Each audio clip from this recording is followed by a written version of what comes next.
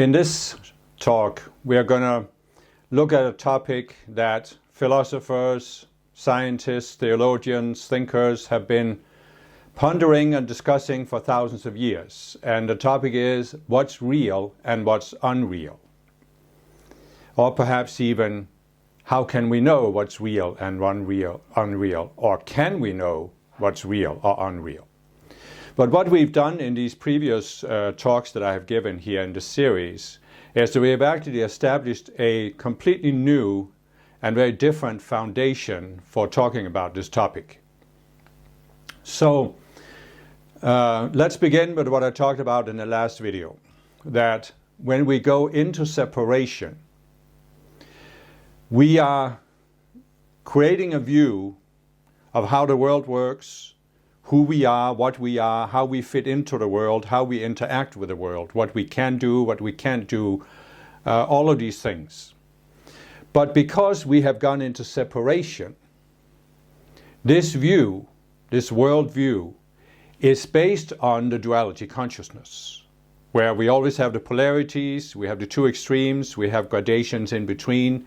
So we are creating a certain worldview, and it's based on this evaluation of one dualistic polarity is raised up to being absolute. So we take, as I gave the example, the Christian religion is the only true religion. And the reason why it's important to grasp this is that when we step into duality, when we use the dualistic mind, the dualistic reasoning process, right? Everything is relative. And you can say, what is it relative to? Well, first of all, you have one dualistic polarity which is relative to the opposite dualistic polarity. As I said, the fallen beings, all they had to do to really create chaos on earth was to project that there is a standard, that everything has to be evaluated according to that standard. So there is right, there is wrong, there is real, there is unreal. So let's take the topic of this talk. One dualistic polarity will say, this is real. The other dualistic polarity will be, this is unreal. But they are defined in relation to each other. That which is real is defined in relation to what is unreal and the other way around. They don't actually exist without the other. If you talk about what I said in one of the previous videos, that there are some belief systems that say that there is a God who created the world, but there's also an opposite of God, the devil, who is seeking to destroy the world. But these two, both the God and the devil, are defined in relation to each other. So they're both relative. None of them are absolute, right? But because we have the compensation game, we feel incomplete in ourselves, we have this desire to cover this over, we need to have some sense of absolute security that we build in this world. And therefore we want to elevate one of these relative polarities to the status of being absolute. That doesn't mean it becomes absolute, but it becomes so in our minds. But how does it become so? Well, it becomes so because we create these subconscious selves. And as long as you're inside the selves, inside the perception filter, what you see through the self seems real. So in other words, the sense that one relative polarity is absolute is something created inside your mind. And therefore we can say that if you take something and say, this is real, it exists in relation to that which you define as unreal, but it really exists in relation to yourself. It's something you have defined. And so once you realize this, you can take an important step that many philosophers and thinkers haven't taken. You can realize that now you understand why two people can look at the same arguments for or against God's existence, and one person is absolutely convinced that God exists, and another person looking at the same arguments is absolutely convinced that God does not exist. And for both of them, their viewpoint seems absolutely real. But when you step outside of this, you can see that both viewpoints are relative. They're based on arguments. None of these arguments are the final argument. None of them are conclusive. Because when we go into this dualistic mind, there is no final argument. You could say there are no final arguments, but that's a little bit more of an involved discussion. But in the dualistic state of mind, there is no final argument. Because what determines whether you think an argument is final is not the argument itself. It's that you are superimposing a sense of reality on the argument. But that reality doesn't come from a source outside your mind. It comes from this self that's at the top of the pyramid, which has as its task to make it seem real what you see through the other selves. So if you are a Christian, you grew up in a Christian culture, you have created certain subconscious selves based on what you were told as you were growing up, the doctrines you were exposed to. Christianity is the only true religion, Jesus is the Savior, all of these things, whatever it may be in your particular culture. So for each of these that have been put upon you as you were growing up, you created a subconscious self. And to that subconscious self, that particular doctrine seems absolutely real. If you grew up as a Catholic, it will seem real to you that the only way to get to heaven is through the Catholic Church. But of course, there are other people who grew up in a different Christian religion, a Lutheran Christian religion. They don't think it's real that the Catholic Church is the only road to salvation. They think Christianity, their version of Christianity, is the only road to salvation. And it's just as real to them as it seems to the Catholic. So again, it's another example of, it's not that the Lutheran argument or doctrine is better than the Catholic.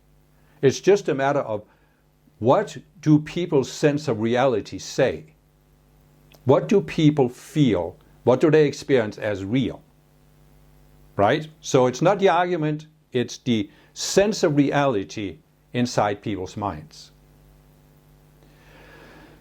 But remember what I have said. You step into duality, nothing is real. It's all a constructed argument. It's all a constructed argument that is constructed in the mind. Now, scientists have, for at least a couple of centuries, if not more, their big dream has been objectivity. And it's very, very understandable that we have this desire for objectivity. And in fact, what scientists rarely understand is that most spiritual people, most people on the spiritual path, we are on the spiritual path because we also have a desire for objectivity. Right? But what is it we desire when we talk about objectivity? We desire actually something that is outside our own minds.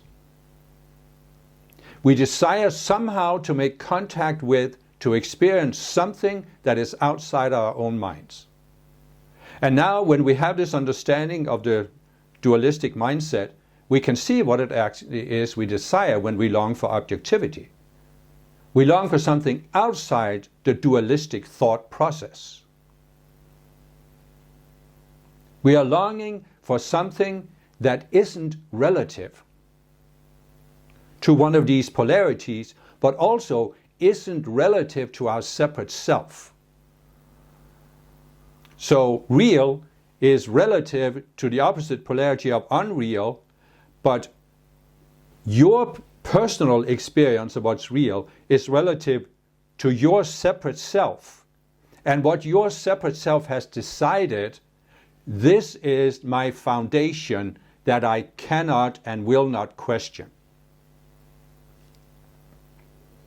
So this is what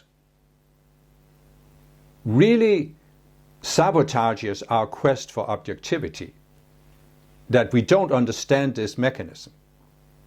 See, many materialists, they have gone into a complete blind alley because they are reasoning that the mind can only be subjective. And so they are saying that in order to find something, some explanation of how the world works that isn't subjective, we have to eliminate the influence of the mind. And how do we eliminate the influence of the mind? We come up with some physical, material instruments that can measure things. And then we measure with those instruments. And if people, different people in different parts of the world, if they can replicate the measurements and they get the same results, then we have eliminated the subjectivity of the mind. This is what materialists reason. The flaw in that argument, or the flaw in that reasoning, is that science is simply a way to ask questions about the world. Religion is a way to ask questions about the world. Philosophy is a way to ask questions about the world. Right? So, no question can be better than the mind who asks it. Because any question we ask is a product of our minds, our current state of mind.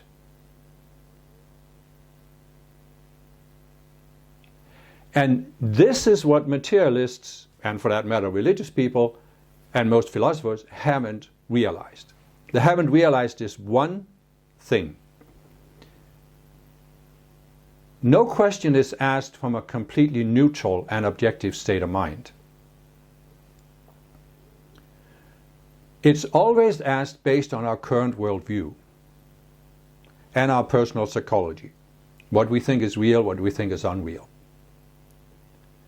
And this means that the answers we get can't be better than the questions we're asking. So if you are asking a question from this state of duality, how can you get an objective answer? Your very question is subjective. The way you seek to answer the question is subjective. Why? Because you're not actually seeking to find out how the world works.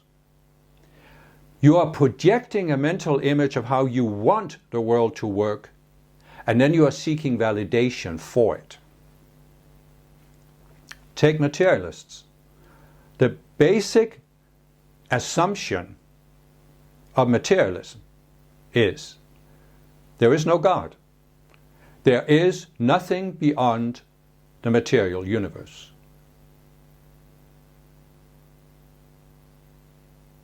All of this supposedly objective scientific research that has been done,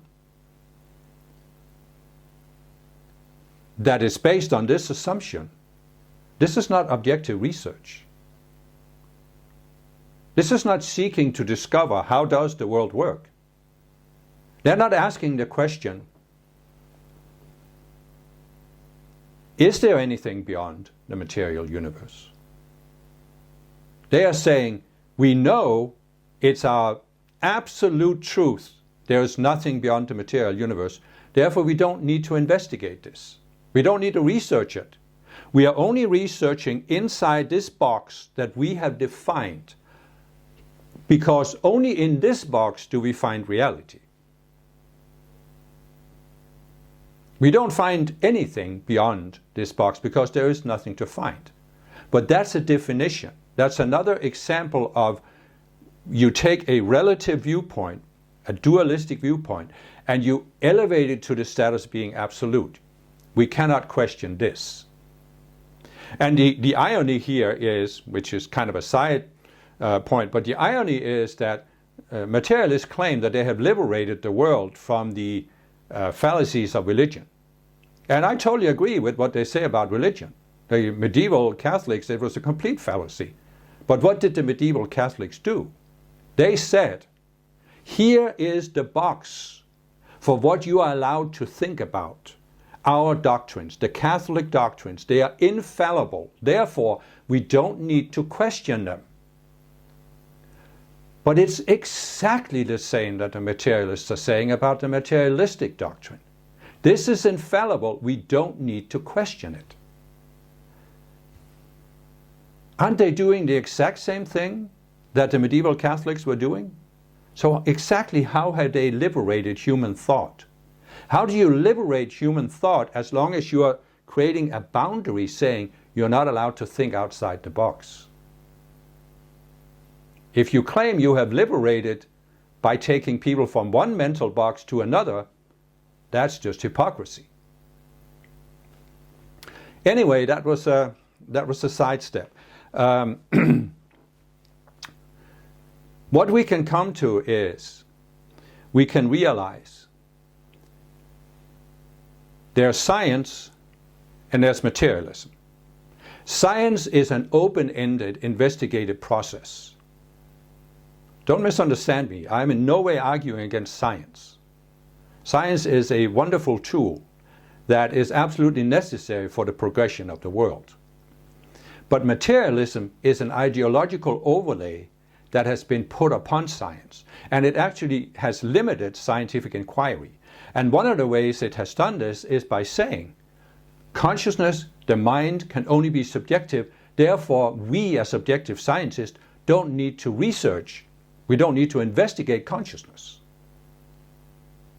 Now, of course, there are scientists who are and have been investigating consciousness, but many haven't. Many have thought it's completely unnecessary because we know it can only be subjective. So let's focus on the areas of science where we think we can get objective knowledge.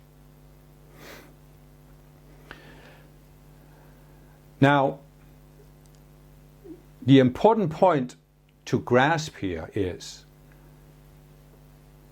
science can give us reliable knowledge, objective knowledge, but only when we approach science with a neutral state of mind.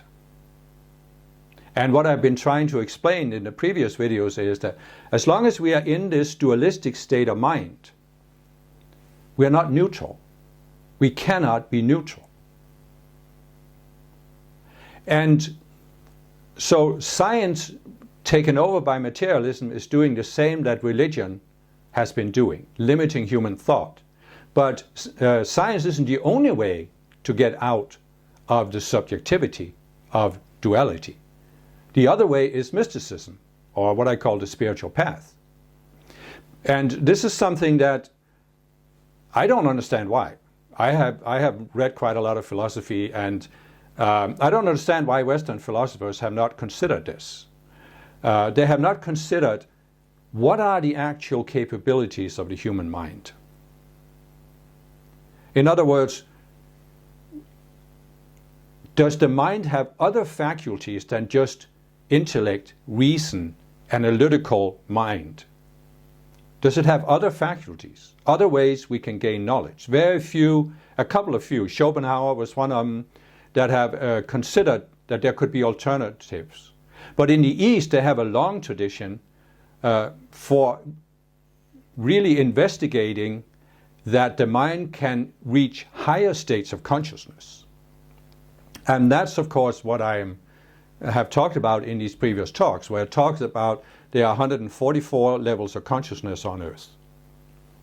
So what I have been saying is that when you go below the 48th level of consciousness, you are creating a worldview based on this consciousness of duality, where there must be the two extremes. And This worldview cannot give you an objective view of the world. It is never objective. Now this is a little tricky to grasp, okay? Because you can say, okay, there are certain ideas out there in the world. There are philosophies, there are religions, and there is science. Are you saying they're all wrong? No, I'm not saying they're all wrong. And this is what's tricky to understand. So try to step back. You can look at an individual argument, such as the earth is round. And you can say, well, isn't that right? Isn't that objective knowledge? Yes, it is.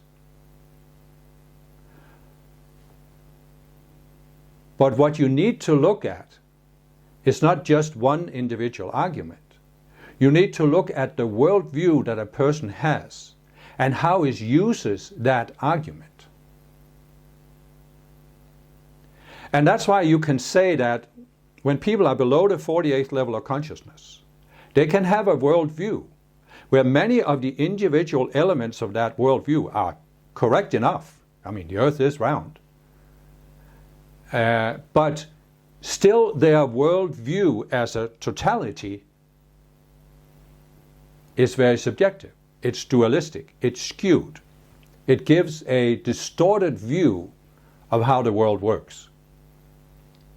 And you can take this, a typical example is what I've just mentioned, the materialists. A materialistic scientist will have a certain view of the world. And many of the things that he or she accepts, many of the individual elements are correct enough. The earth is round, all objects fall to the ground, we can calculate the trajectory of a rocket on its way to Mars with absolute certainty by using Newton's laws, and so forth and so on. But the materialist takes all of these facts and uses them to validate the view that there is nothing beyond the material universe. And that view is subjective. It's a relative viewpoint that in his or her mind has been elevated to the status of being absolute. And this was where we as spiritual people, we have to be a little smarter than this. We have to be willing to step back and realize that there are so many of these worldviews in the world, as I've said, that are in the collective consciousness, that we have been affected by in this lifetime, in past lifetimes. And part of walking the spiritual path is to question them one by one step at a time, question them and let go of them. Because they limit us. They put limits on what we can do. I mean, if you are a strict materialist, right, you are actually saying that everything that's happening in your mind is a product of the neurons in your brain and how they are firing. And what a materialist is actually saying is, you're not able to think. You're not thinking. You may be looking at this video right now, right? You may be having a certain reaction to it, certain thoughts about it. But that's not because you are thinking about what I'm saying and reacting to it. No, it's just your neurons that are firing. Your neurons are reacting to the input of you that you get by watching this video. But what comes up in your conscious mind is not you thinking, it's just your neurons firing. It's like you can compare it to a virtual reality goggles, right? There's a feedback in the sense that if you are wearing these goggles and it's projecting at you, you are walking in an underground dungeon. If you turn left, then the program changes the view in the goggles as if you had actually turned a corner. And if you see a monster jumping out at you and you shoot it, then it changes based on whether you hit it or not. So you see, it's an interacting environment. Your neurons are able to react to the input you are getting from watching this video. But it's not you thinking about it. It's just your neurons firing. So what you are experiencing as you are watching this video is just what your neurons are projecting on that screen inside these virtual reality goggles that you're wearing. That's what a materialist is saying. So really, the irony of this is that what a materialist is really saying is, you don't exist. I don't exist. Why did I make this video? My neurons are just firing that way. And that's why I decided to make, I didn't even decide. My neurons just, they did all this. And everything I'm saying and every argument I'm coming up with is just my neurons firing. There's no reality to it. And your reaction to this video, no reality, is not you are thinking. Because I don't exist as a person making this video, and you don't exist as a person watching this video. We are not two human beings communicating. I mean, yes, one-way communication, but according to materialism, we don't exist. But you know what the irony of materialism is? It's that it's negated its own argument. Because a materialist telling you you are nothing but a pack of neurons, you have to question, how does he know this? And there are two options I can see. One is, he actually has a mind that can know that my thinking is only my neurons firing. But if he has a mind that's independent of his neurons, he's negated his theory that we're only a pack of neurons. The other option is, his neurons have become self-aware, so they know that they are a pack of neurons.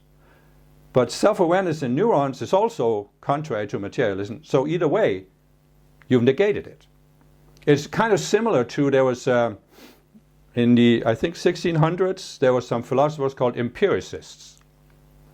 And their claim was, and modern science is to a large degree based on this, that the only way to get reliable knowledge was through our experience, our senses, and our interaction with the world.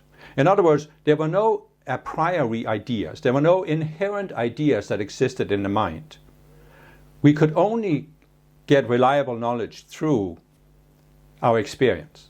The irony of that, which some later philosophers have pointed out, is that the claim that we can only get knowledge through experience, we cannot attain that idea, we cannot gain that idea through experience. It's an a priori idea that is created in the mind. So therefore empiricism negated itself, and so has materialism. Because if materialism is correct, that there's nothing but the firing of neurons, we don't exist. And whatever we think doesn't matter. Nothing matters. There is no truth. There is no reality.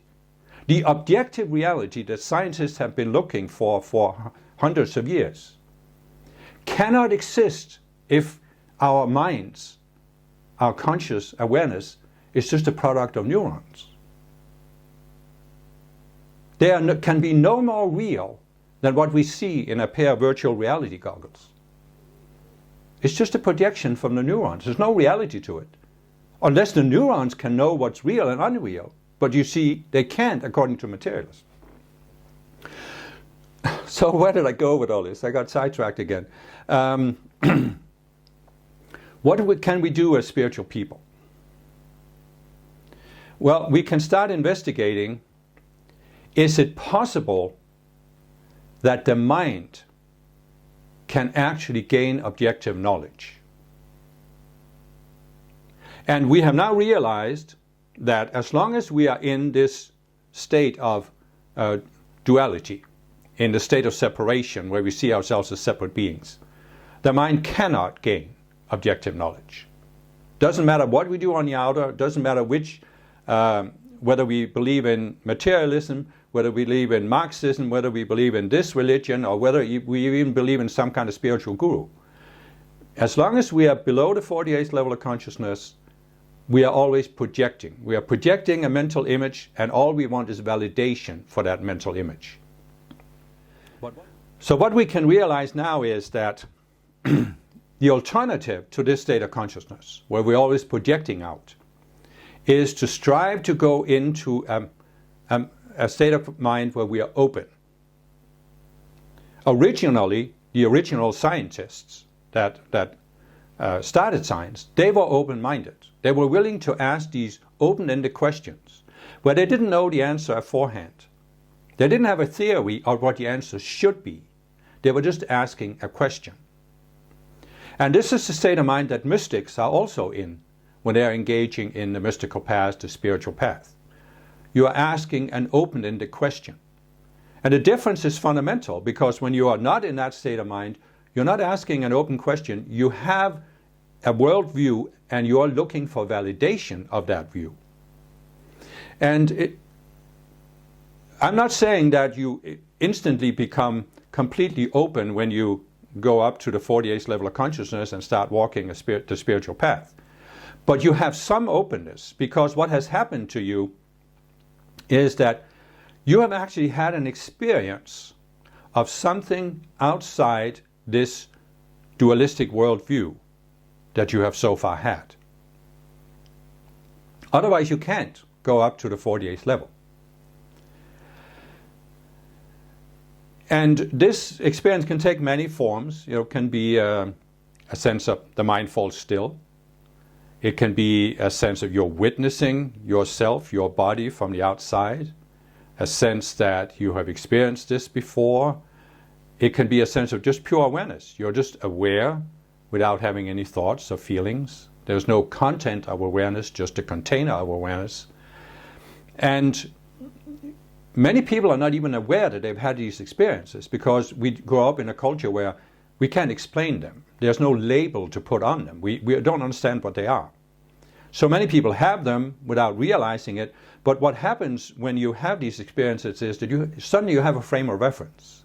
When you are in the dualistic illusion, we might say, this veil of Maya, as the Buddha called it, you have no frame of reference. You think that your worldview must be real. There are certain things you must not question because it's dangerous, and you think your mind is capable, as I said in the previous videos, of defining what is real and what is unreal. And there are all these illusions I've talked about. The fallen beings have projected a lot of these illusions. So you have a certain belief system, a certain thought system, and you think this must be reality. So you have no frame of reference from outside your own mind. You can reason, you can maybe see contradictions, you can start to think about it, but until you really experience that there's something outside, you don't have a frame of reference. And why do I say this? Because what have I explained? When you are in duality, you are convinced that your perception of the world is not a perception, it's not a mental image, it's the way the world is. In other words, your sense of reality is, we might say, absolute. Your sense of reality is absolute. It doesn't mean it's real what you see, but you are convinced that it's real. And as long as you're convinced that something is real, you're not open to anything beyond it, right? You can't be. You know, if you believe that the Catholic doctrines are absolutely real, you're not open to even considering anything beyond it. So only when you have an experience, oh, there is something outside of my normal sense of what's real, and that outside experience actually seemed more real than what I have when I'm inside my normal state of mind. Only then do you have a frame of reference. Now you can begin to question your sense of reality. And I found the spiritual path, as I've said in other videos, when I was 18 years old. And I didn't understand this back then. I'm not sure I could have understood it when I was 18. It might have taken longer. But I definitely, it took me many years to understand what I'm talking about here. And I definitely could have understood it earlier if somebody had explained it to me. And that's why I'm hoping this video can help other people come to that same point much faster than I did, because you don't have to reinvent the wheel, so to speak.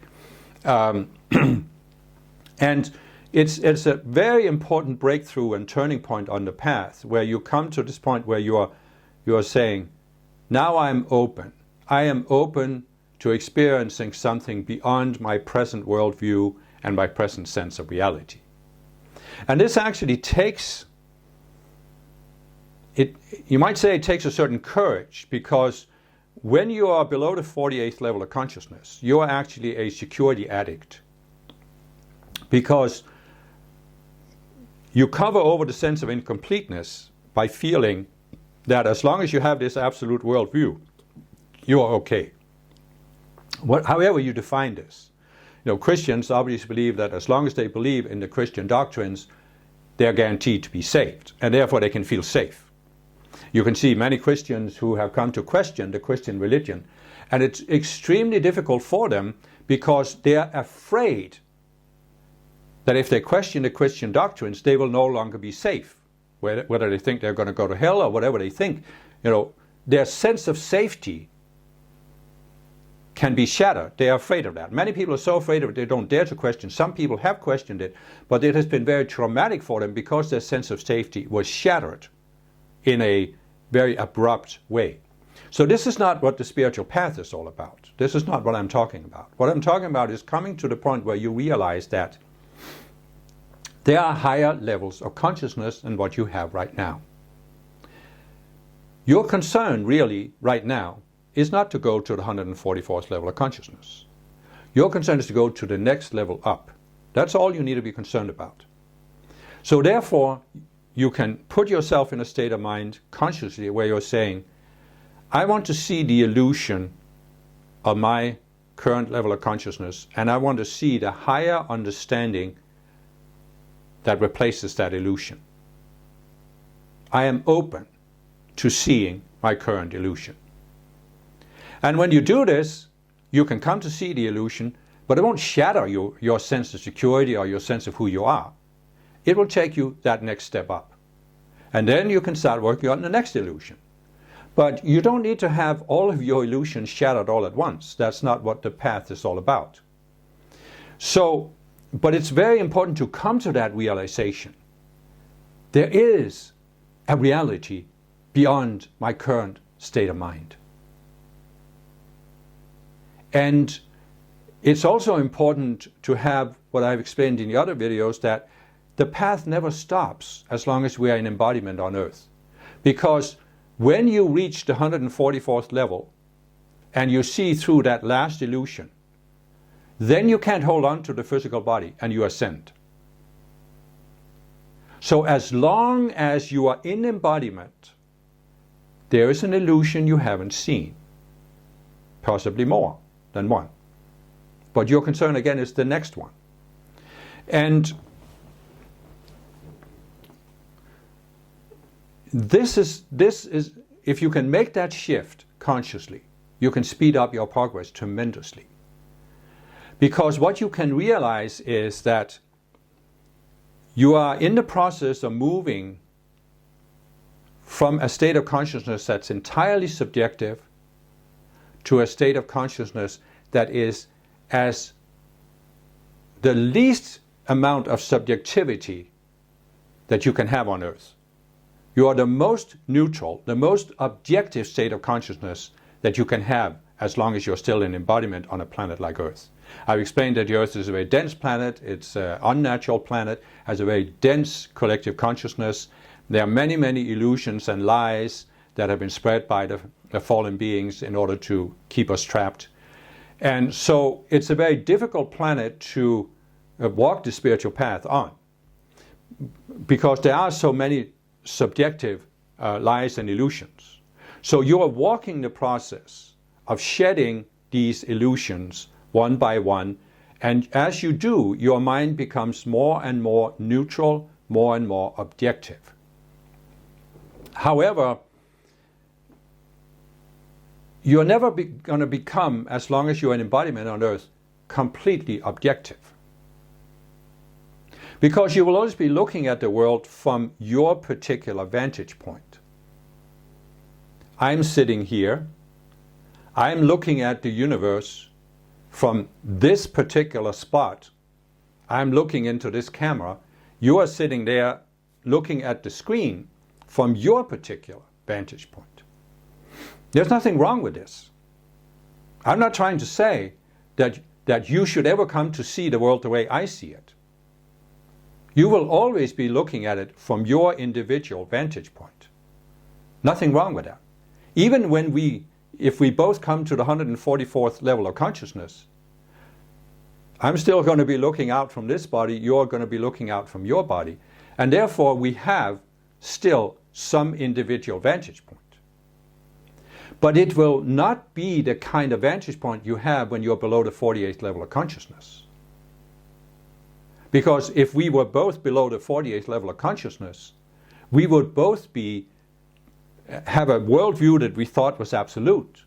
And I would be trying to convince you that my worldview really is absolute, and you would be trying to reject everything I said so that you could preserve the impression that your worldview is absolute.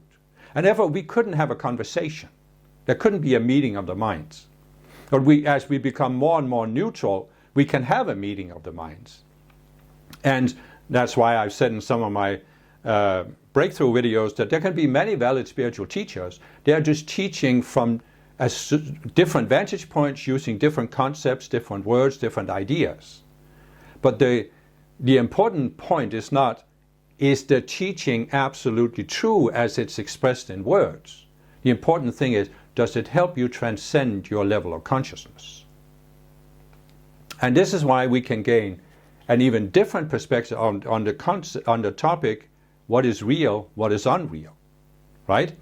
So we can say that on a planet like Earth, is there anything that's real? And I've used the concept that Earth is like a reality simulator, right? Where, in a sense, nothing is real because it's a simulated environment. You put on these virtual reality goggles, and you don't expect that what you see in the goggles is the absolute reality. You know it's just images projected by the computer. And it's in a sense the same way with the Earth. However, there is a distinction we can make now. Because what I've explained in the previous videos is that the Earth was created by the Ascended Masters. And the Ascended Masters are in a very different state of consciousness than what we are in when we are in embodiment on Earth. They have ascended by mastering their minds. And by mastering their minds really means you overcome the illusion that they are separate forms, that reality can be divided up in a devil and a god, real and unreal, this and that. They have overcome the illusion of separation, and they know that everything is one, everything is an expression of the one, everything came out of the mind of the one mind, the creator. And they have created the original Earth. They created it out of that state of mind. That's why I said in one of the other videos that the Earth was created in a much higher state, where there was no lack of resources. And so we can say that what the Ascended Masters originally created is certainly real compared to the images that human beings have created from the state of duality. Because the Ascended Masters are in a higher state of mind. And they have created a sustainable world, a sustainable universe. So we can say that there is a reality there. There are certain principles for how the world works. And this is what science has been in the process of discovering. And they have discovered many principles that are valid. They are just not the full story because they haven't yet taken into consideration the role of consciousness. There are some scientists that are beginning to talk about the role of consciousness, which is a very important development. But so what I'm saying is that we can say there are certain aspects of the Earth that are real. When science points out there are certain cosmological constants, there are certain laws of nature. There's a reality to it. At the same time, when mystics point out that the mind has certain capabilities, the mind can step outside of our normal perception filter and experience something that has a higher level of reality, that also is valid. I just watched a video the other day about a scientist who was a total skeptic, an atheist, and she had a near-death experience. And she experienced various things, but when she came back, she said, I know what an illusion is, and this experience I had was not an illusion. It was more real than her normal state of mind.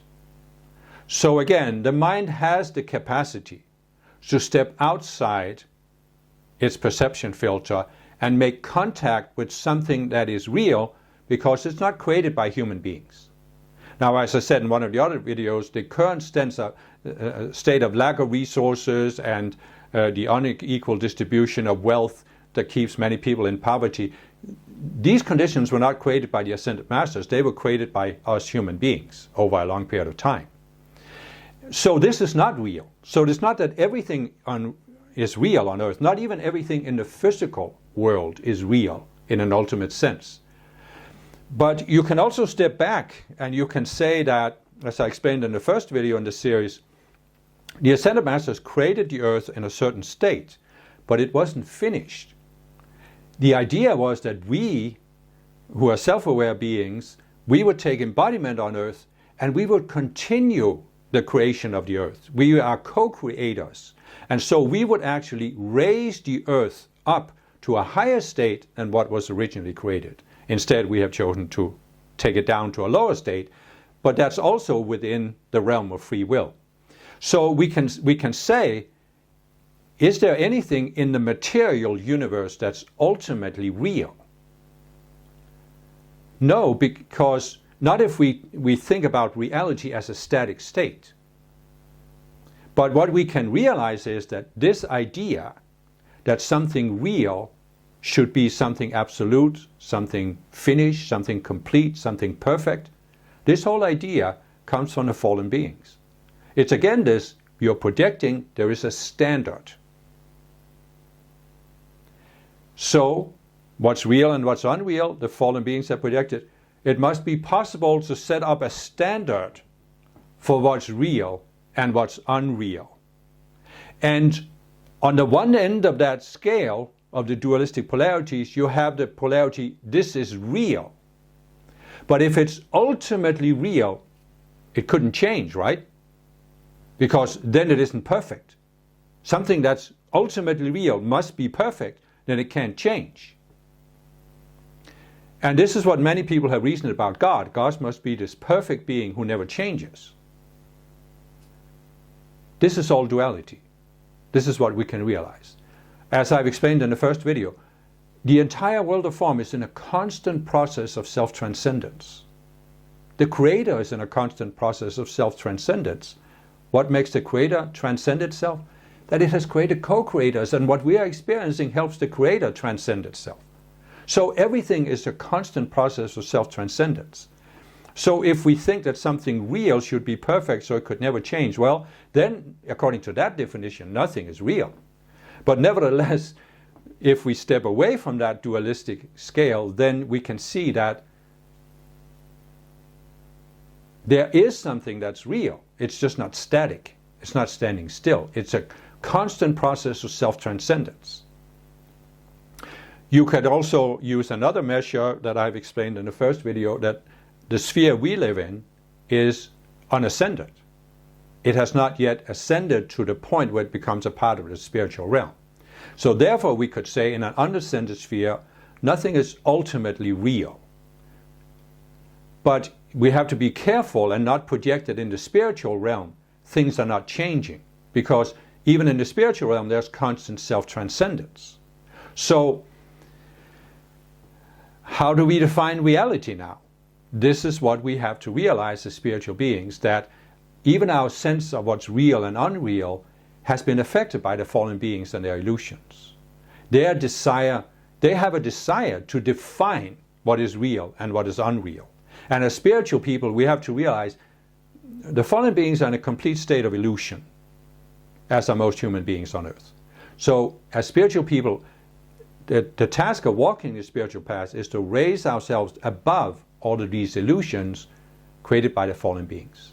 And how do we do it? Well, there is really only one way to do it. We have to have a frame of reference from outside our own minds, from outside the dualistic mind and the dualistic illusions, what the Buddha called the veil of Maya, and what Jesus called the prince of this world. And there are two ways to approach this with a frame of reference. The one is, as I've said, that the core of our beings is the conscious self, the conscious you. And the conscious you is not our outer personality. I've explained that we have the 4 levels of the mind: physical, the emotional, mental, and the identity level. And that's our outer personality that defines who we are in relation to the world. But the conscious you is none of this. It has created all of this by created all of these selves, but it hasn't become its own creation. This is one of the insights you can come to, is that the Creator ultimately has created everything in the world of form, but the Creator is always more than its creation. The Creator doesn't become its creation. We are co-creators. The conscious you can create an outer personality that it uses to interact with the world, but it doesn't become its creation.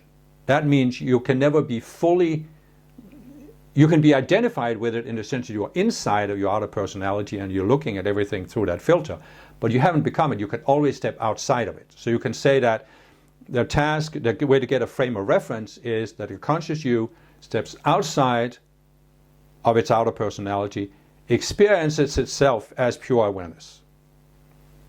And that is one mystical experience you can have. But you can continue to have other mystical experiences, because when the conscious you steps outside of the outer personality, you can also come to experience that you are connected to something beyond the conscious you. That the conscious you isn't everything. It's just kind of like still a point-like sense of self. So you can come to experience you are connected to your higher self. And eventually, as you walk the path up to higher and higher levels, you will have more wonders with your higher self.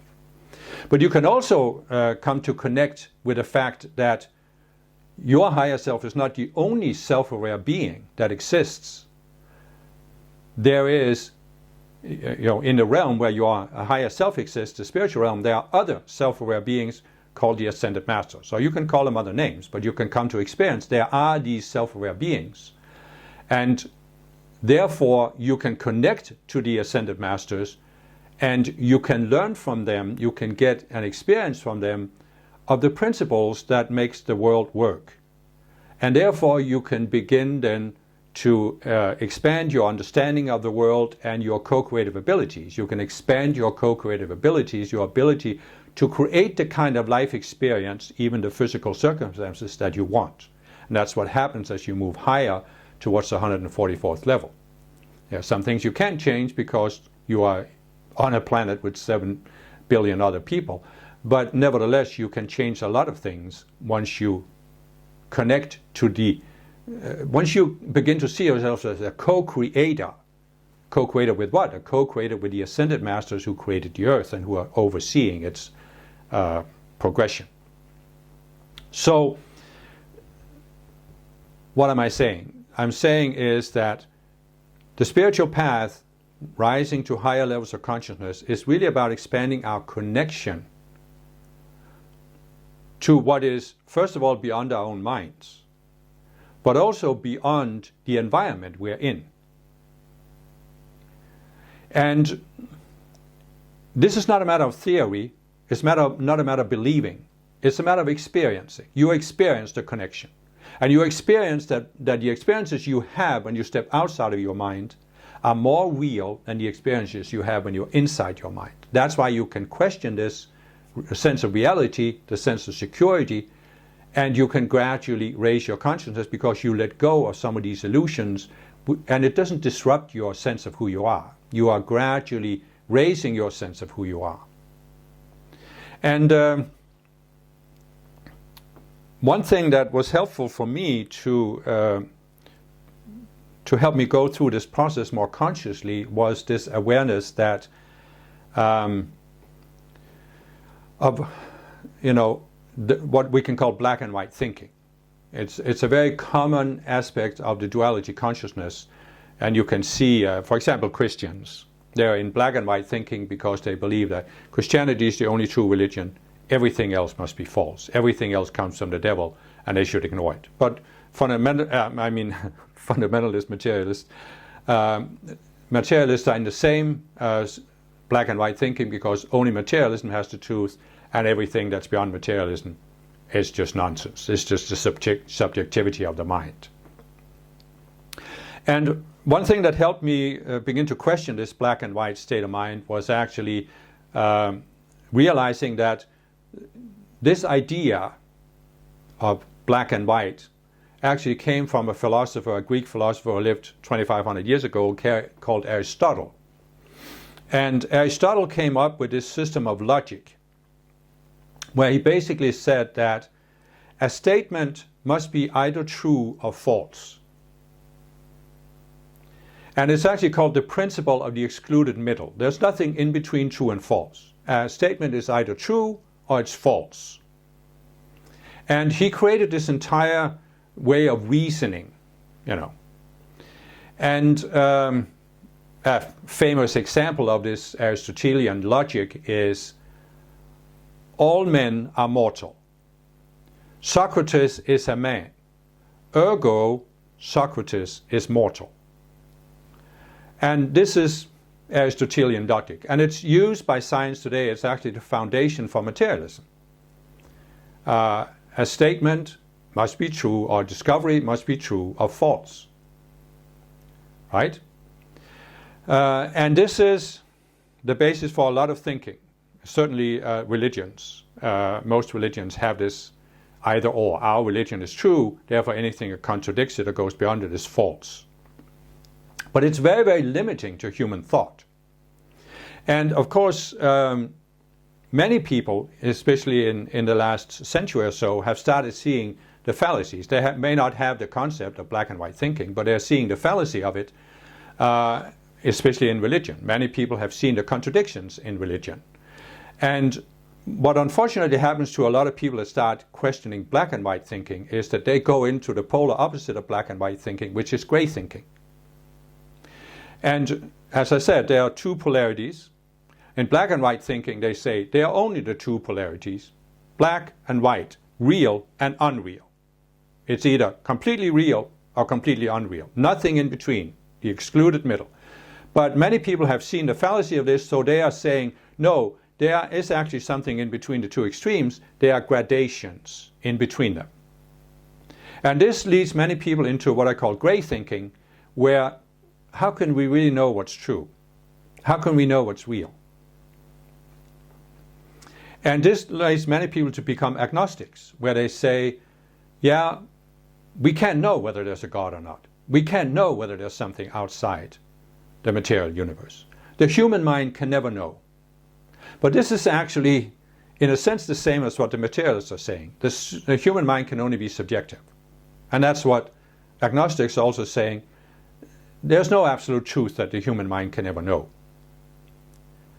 And the way to get beyond this is to realize that, first of all, what do we mean with absolute truth? Question absolute truth. Does it have to be absolute to be valuable?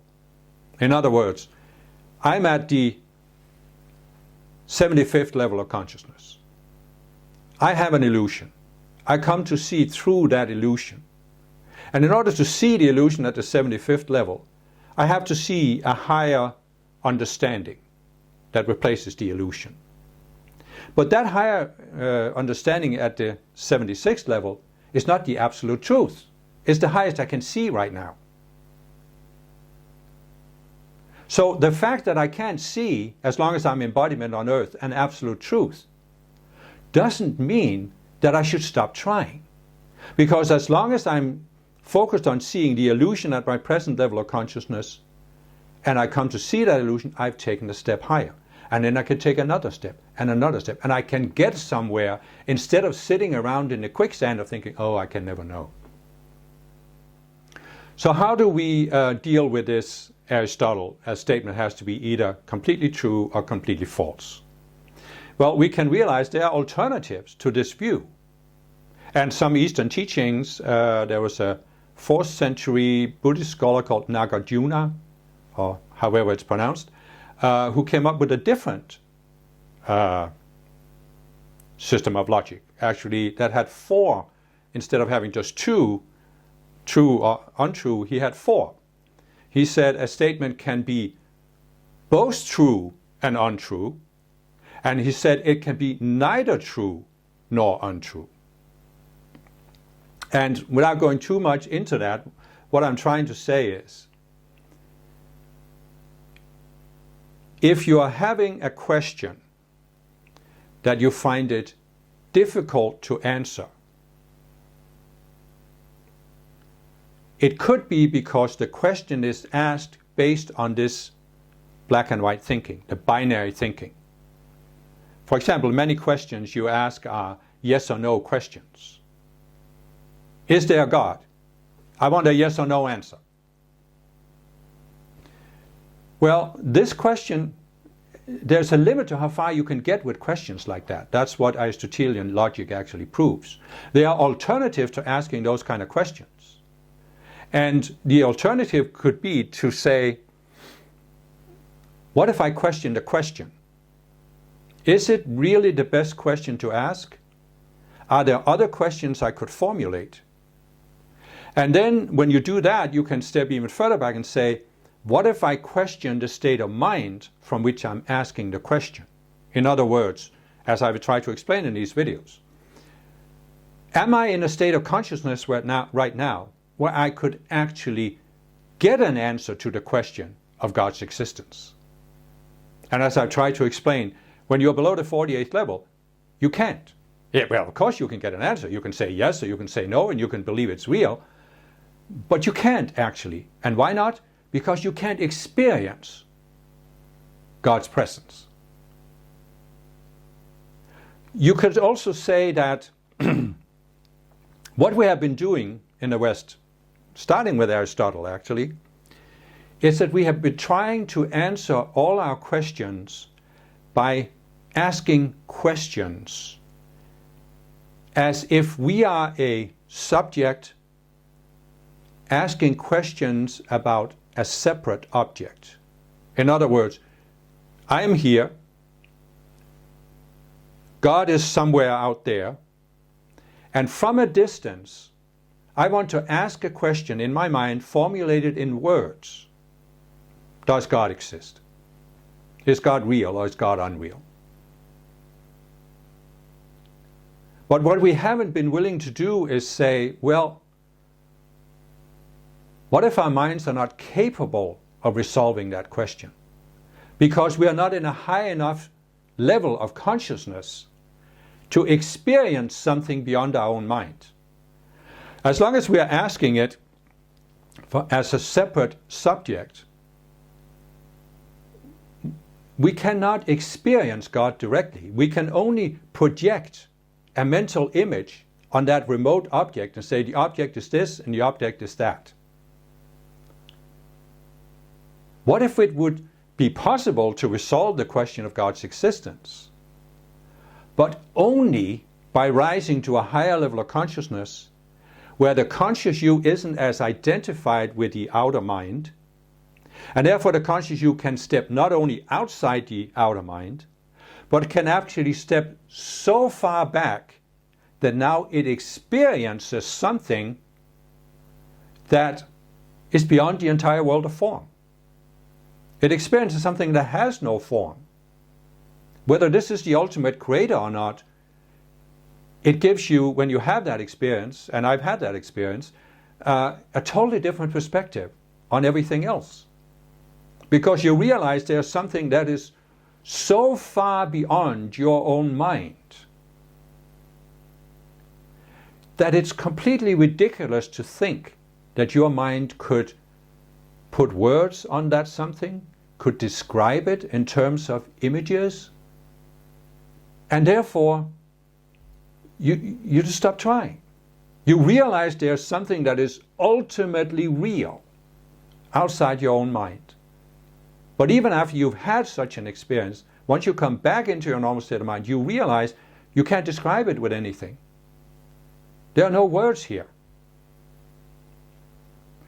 And so, in a sense, you could say that the Creator is the origin of the entire world of form. The Creator hasn't created everything personally because it has allowed, these levels of ascended beings to create it. But the Creator is the origin of all form, which you could say logically means the Creator must be beyond form. The Creator doesn't have a specific form. But if you look at the question of God throughout the ages, what have people been doing? They have projected a form onto God. God is like this, God is like that. And you see many different gods out there. So you could say, when you are considering the question of God's existence, well, which God are we talking about? Let's first clarify that. Because there are so many different, the Greek gods, the Hindu gods, the Christian God, all of these different gods. And so all I'm trying to say is that you can actually come to a point where you realize that if God is the originator of form, God doesn't have a form. And you can actually come to experience that formless being. And when you experience that, you realize all the other stuff is not the ultimate. It's like the Tao Te Ching, the famous book, the Tao that can be spoken of is not the eternal Tao, because it has no form, and therefore what is spoken of takes on form. Words describe form, and it's only the formless that's real in an ultimate sense. So if we want to go back to what's real and what's unreal, the ultimate reality is the formless. But of course, then we can't talk about it. We can't describe it. We can't use concepts in this world. See? And what I experienced when I had my experience of this formless being was that, well, it's beyond form, right? So there is nothing here on earth. There's nothing here on earth. No concepts, no ideas, no words that can be used to describe the formless. It's futile to even try.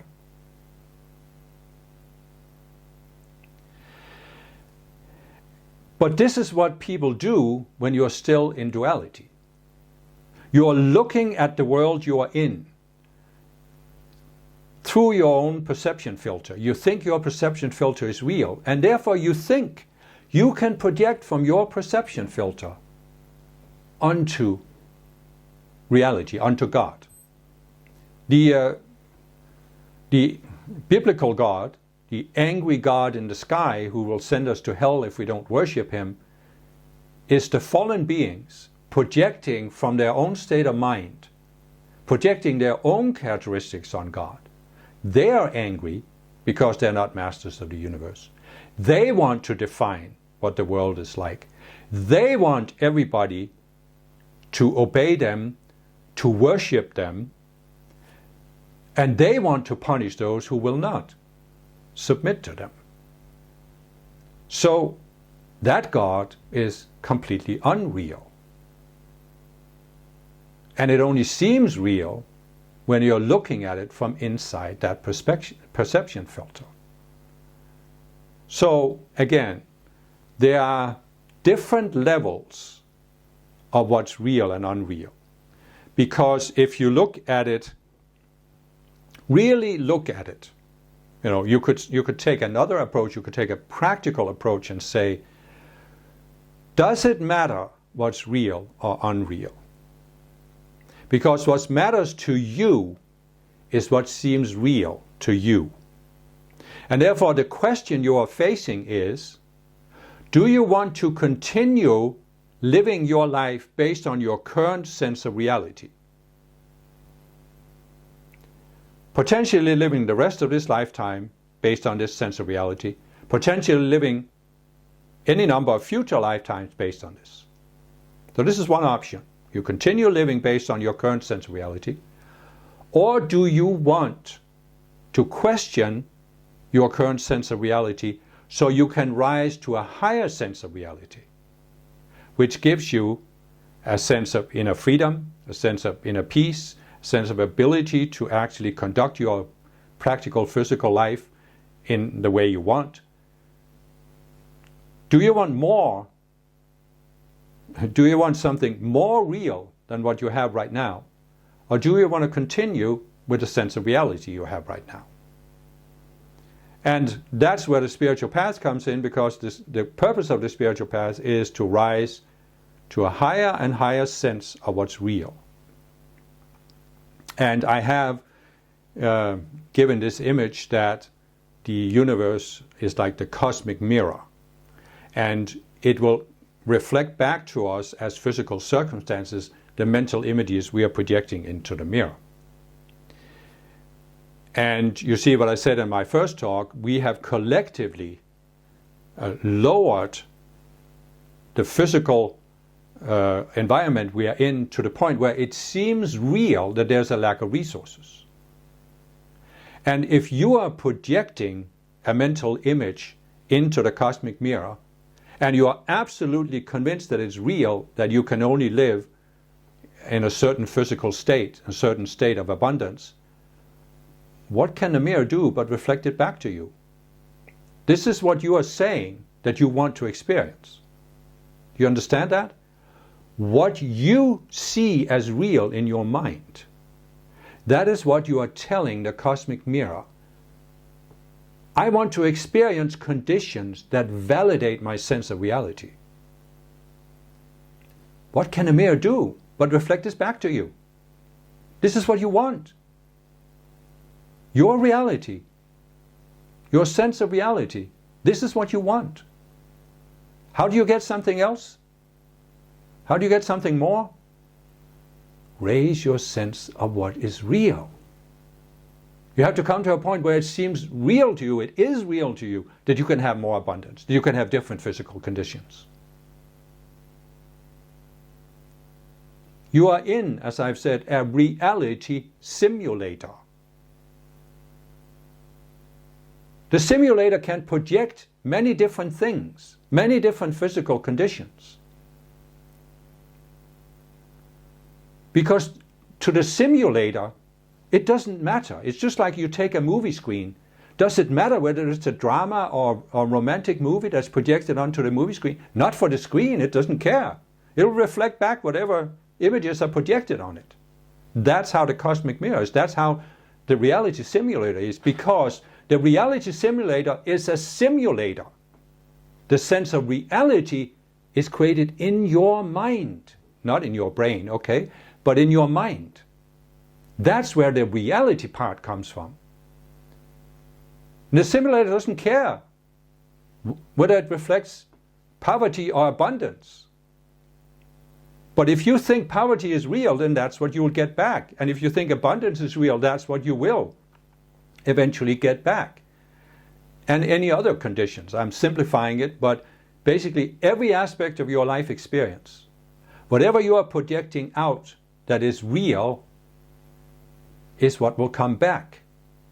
Because you are actually saying, I want to experience this as real. You want a different experience? Change your sense of what's real. Because the eternal law of free will says consciousness comes before the physical manifestation. The physical manifestation is just an image projected on the matter light, and it's projected through the emotional, mental, and identity levels of the mind. Now, you live on a dense planet, an unnatural planet.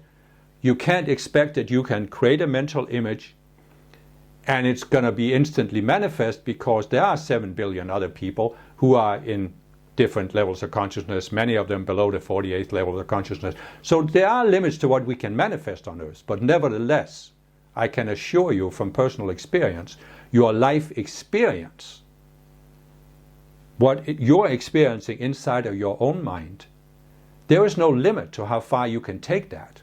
Because Other people cannot pull you down unless you allow them to do so. So when you shift your sense of what's real, your experience of life on earth will shift. Because again, you could say, whatever you think is real, that's what defines you. That's what defines who you are, who you think you are. This is going back to the conscious you.